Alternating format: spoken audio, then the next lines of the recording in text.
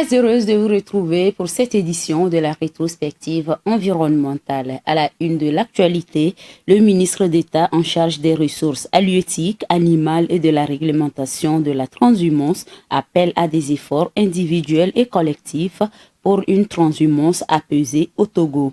Une tournée nationale de sensibilisation des éleveurs et agriculteurs vient d'être achevée par le ministre. Les détails à suivre.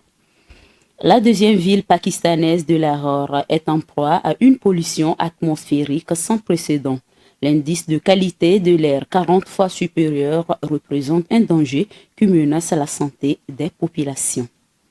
Enfin, en Indonésie, le volcan Leo Tobi Laki est rentré en éruption depuis la semaine dernière. 10 personnes ont perdu la vie. Un nombre important de la population a été évacué.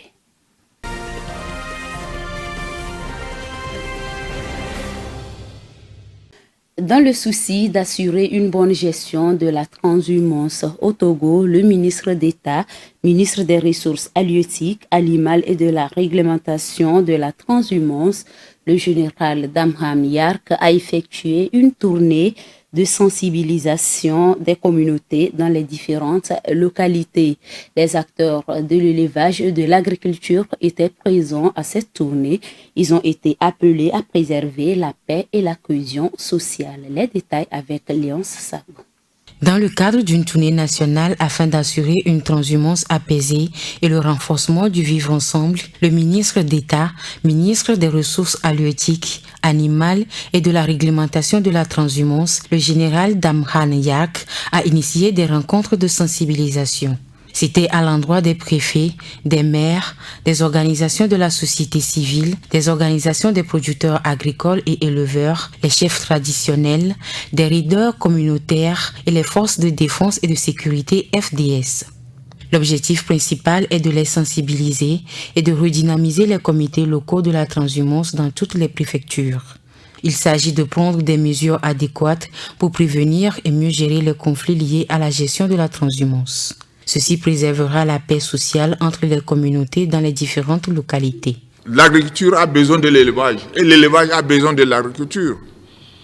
Mais nous devons travailler pour que ces deux activités marchent de pair sans se cogner. On ne va pas voir un éleveur comme un adversaire. L'éleveur ne va pas voir un producteur agricole comme un adversaire.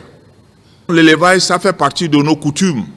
Mais à nous de savoir gérer pour en faire un élevage de développement et non un élevage de conflit et non un élevage de destruction. S'il y a des endroits prévus pour le pâturage, que l'éleveur ou le bouvier respecte cet endroit. Si chacun respecte sa prérogative, le problème ne va pas se poser.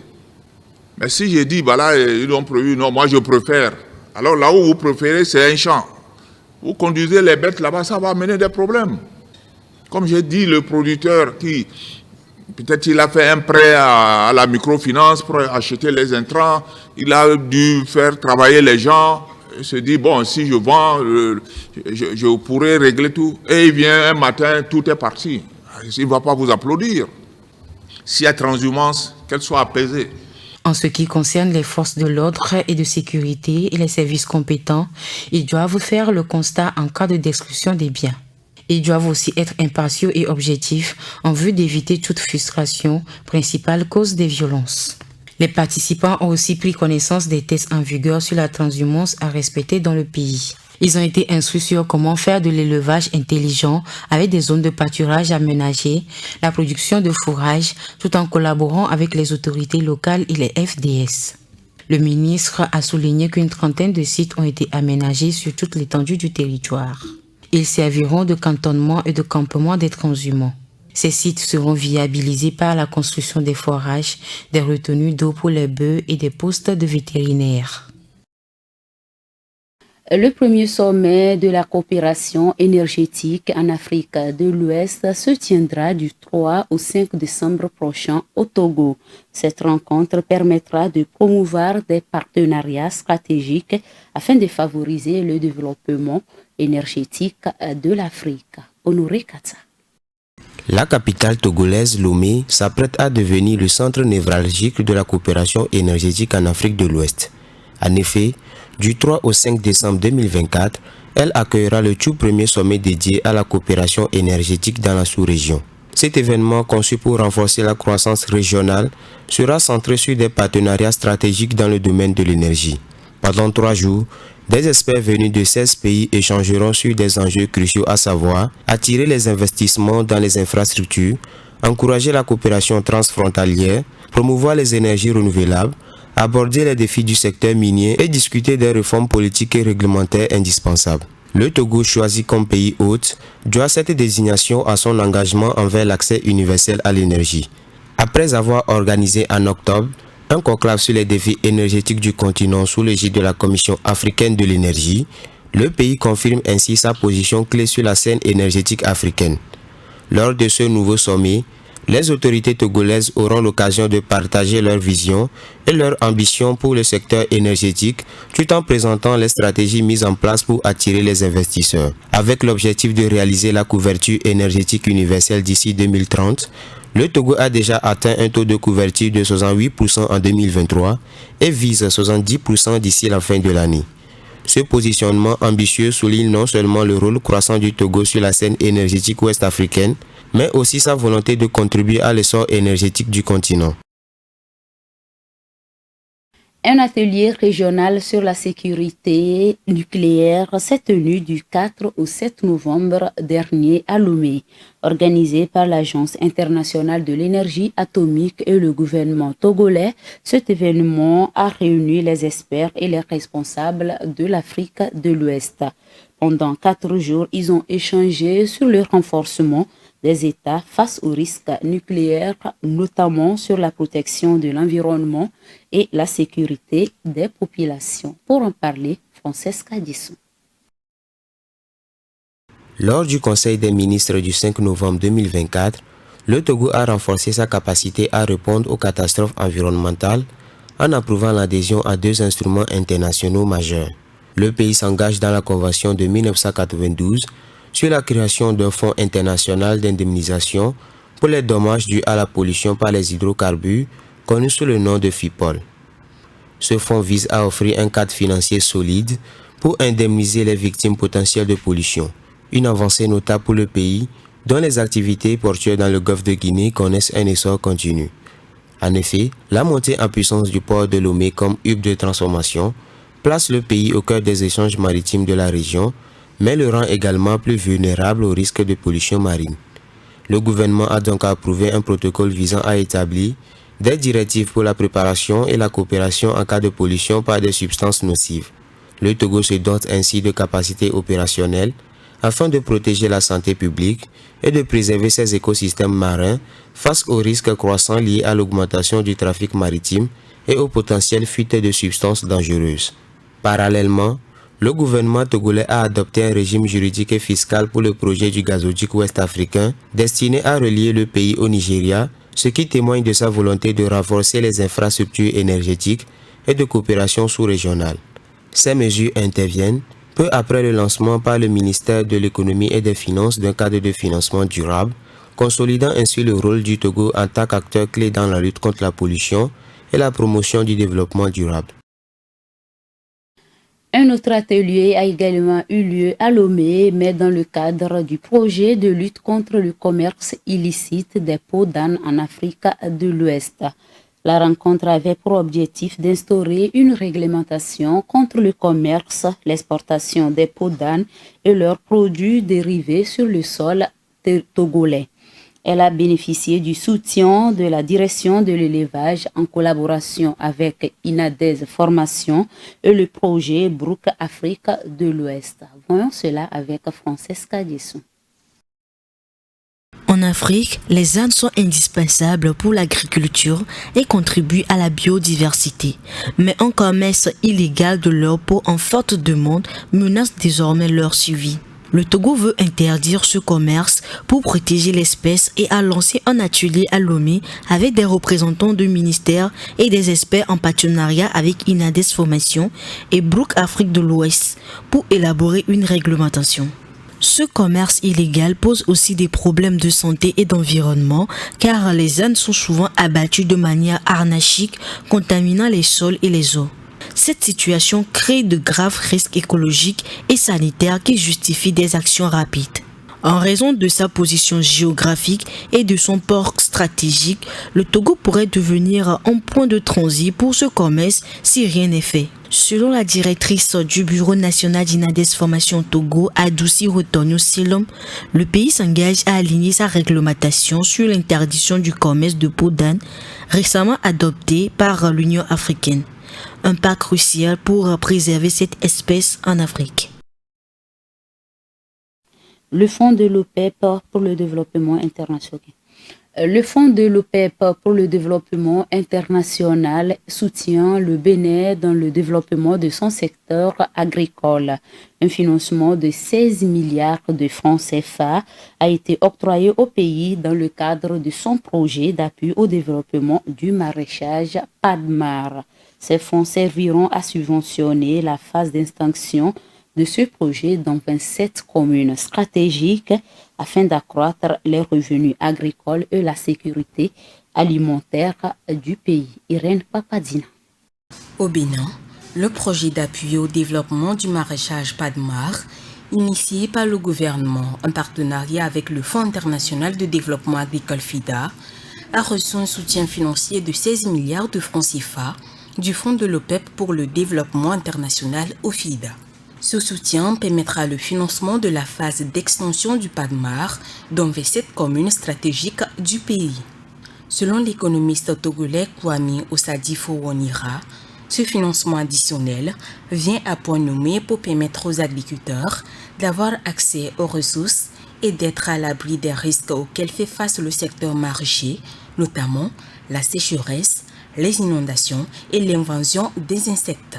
Annoncé en marge des assemblées annuelles 2024 du FMI et de la Banque mondiale, cette enveloppe financière vient appuyer le plan stratégique de relance du secteur agricole adopté en 2011. Les communes ciblées notamment Karimama, Parakou, Djougou, Bonikan et Akro-Misirité bénéficieront d'une zone de couverture de 18 109 km² abritant plus de 5,8 millions de personnes. Le développement du maraîchage dans ce pays d'Afrique de l'Ouest est essentiel pour renforcer la sécurité alimentaire et la résilience des agriculteurs. Grâce à cette extension, le PADMAR devrait permettre aux producteurs locaux de mieux répondre aux exigences du marché régional tout en participant à la réduction de la pauvreté dans les zones rurales. Le projet de construction d'un pont de 390 mètres en Tanzanie se concrétise. L'infrastructure d'une valeur de 36,6 millions de dollars sera mise en place par la China Construction Company Limited à Dar es Salaam sur l'axe routier Faya-Ubongo. L'annonce est faite par le ministre tanzanien des Travaux publics. Suivant. La Tanzanie va accueillir très bientôt un pont d'une longueur de 390 mètres sur l'axe routier Faya-Ubongo dans la ville de Dar es Salaam. L'infrastructure sera construite par la China Communications Construction Company Limited avec un coût total estimé à 35,6 millions de dollars américains. Annoncé le 22 octobre dernier par le ministère des Travaux publics tanzanien, ce projet vise à améliorer le réseau routier et à fluidifier la circulation dans une ville où les infrastructures sont fréquemment mises à l'épreuve par des conditions climatiques sévères. Il vise également à alléger la congestion, particulièrement dans les zones les plus touchées par les intempéries, en réduisant les embouteillages fréquents qui ralentissent le transport. Ce pont devrait également contribuer à une meilleure connexion entre les différentes zones de la ville, optimisant les échanges commerciaux et améliorant la qualité de vie des habitants. Le projet s'inscrit dans un plan plus large de modernisation des routes à Dar es Salaam, conçu pour atténuer les impacts des pluies saisonnières, notamment celles causées par le phénomène climatique El Niño, qui dérange considérablement le réseau routier. Pour mener à bien le projet, le gouvernement tanzanien, via son agence routière TANROADS, a signé des partenariats solides, notamment avec la Chine, un acteur majeur dans le secteur des infrastructures en Afrique. Les travaux de construction vont durer 24 mois et marquent une avancée majeure dans la stratégie de développement des infrastructures de la Tanzanie. À travers la construction de cette nouvelle infrastructure, le pays entend renforcer non seulement ses routes, mais aussi sa résilience face aux défis climatiques. Le Sénégal a vécu plus de 3 semaines d'inondations suite à la crue du fleuve dans l'est du pays. Selon le bilan officiel, près de 56 000 personnes ont perdu leur habitat et leur culture. La situation a mis en péril la sécurité alimentaire du pays. Voyons cela avec Honoré Katsa. Les récentes inondations provoquées par la crue du fleuve Sénégal ont causé un véritable désastre, laissant plus de 56 000 personnes sans abri dans la région est du pays. À Balou, comme dans une vingtaine de villages du département de Bakel, les habitants ont vu leurs maisons et leurs terres disparaître sous les eaux. Au fil des jours, les rizières se sont transformées en vastes étendues inondées. Autrefois familières dans les rues, les charrettes tirées par des ânes ont laissé place aux pirogues, devenues indispensables pour se déplacer et s'approvisionner. Sur des centaines de kilomètres, les inondations ont dévasté habitations, infrastructures et cultures, submergeant une vaste bande de terre le long de la rive gauche du fleuve. Amplifiées par des pluies exceptionnelles et l'ouverture des vannes du barrage de Manantali au Mali, les crues ont saturé les sols, coupant des villages du monde extérieur et rendant les chemins de latérite impraticables. À Saint-Louis, une digue érigée en urgence peine à contenir les eaux qui continuent de menacer les terres agricoles de Matam et Podor en aval. Selon l'hydrologue André Ogilvy, les pics successifs des crues depuis fin août ont rendu la catastrophe inévitable. Sur place, les pertes sont immenses et les sols saturés ne peuvent plus absorber cette eau qui stagne et isole des communautés entières. Les dégâts sont énormes dans cette région agricole alors que les secours peinent à contenir la crise. La menace d'épidémie grandit, laissant la population dans l'attente de réponses urgentes. Dans l'actualité également, la ville de Lahore au Pakistan a affiché depuis la semaine dernière un record historique de pollution.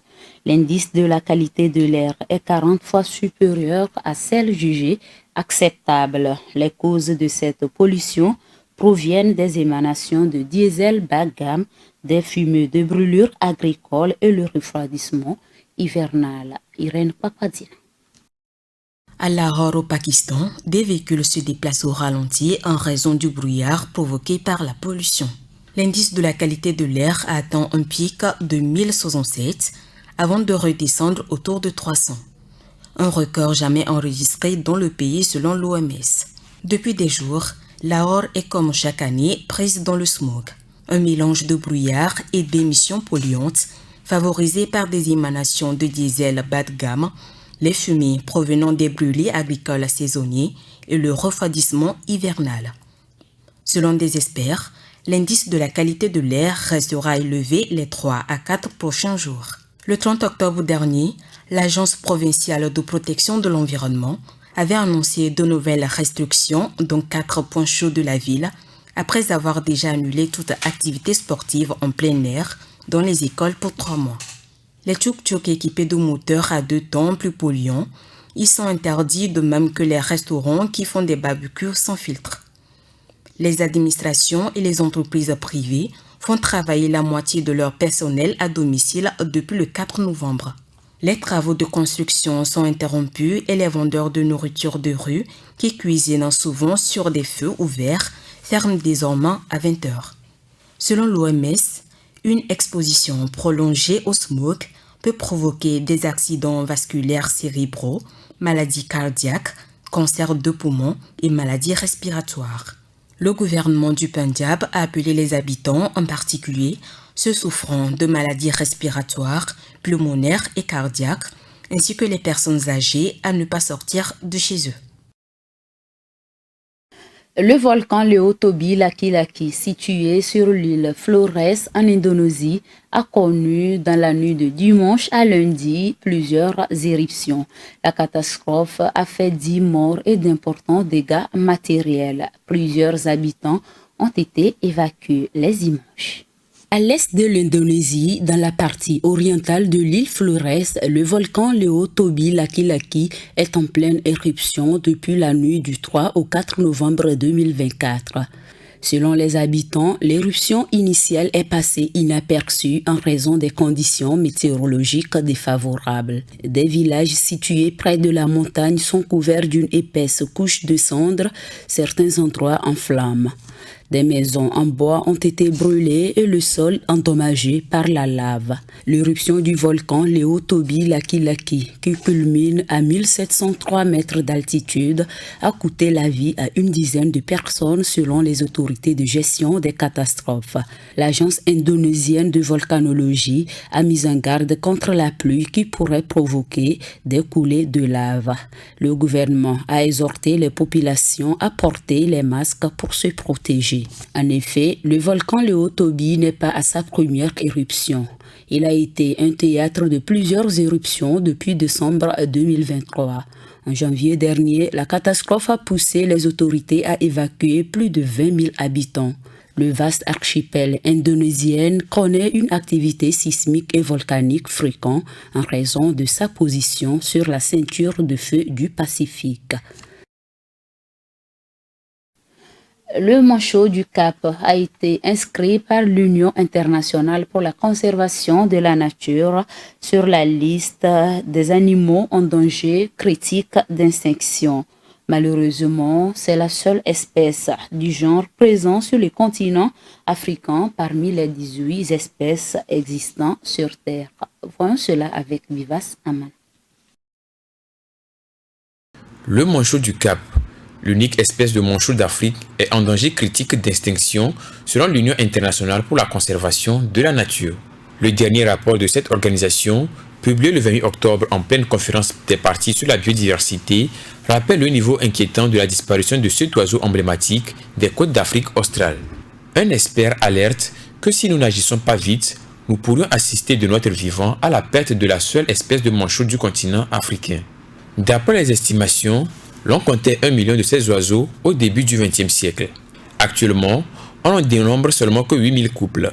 Si le rythme de déclin de la population de cette espèce est maintenu, elle pourrait disparaître à l'état sauvage d'ici les 10 prochaines années. Au vu du grand danger qui plane sur les manchots du Cap, la scientifique Christiana Hagen affirme qu'il ne faut pas abandonner les manchots à leur sort. Elle milite pour la fondation d'une nouvelle colonie de manchots du Cap dans la réserve naturelle de Hope. Précisons qu'il existe 18 espèces de manchots dans le monde et que le manchot du Cap est le seul qui est en danger critique d'extinction. Sa disparition pourrait également porter un coup dur à l'activité touristique des pays d'Afrique australe, surtout à la nation arc-en-ciel.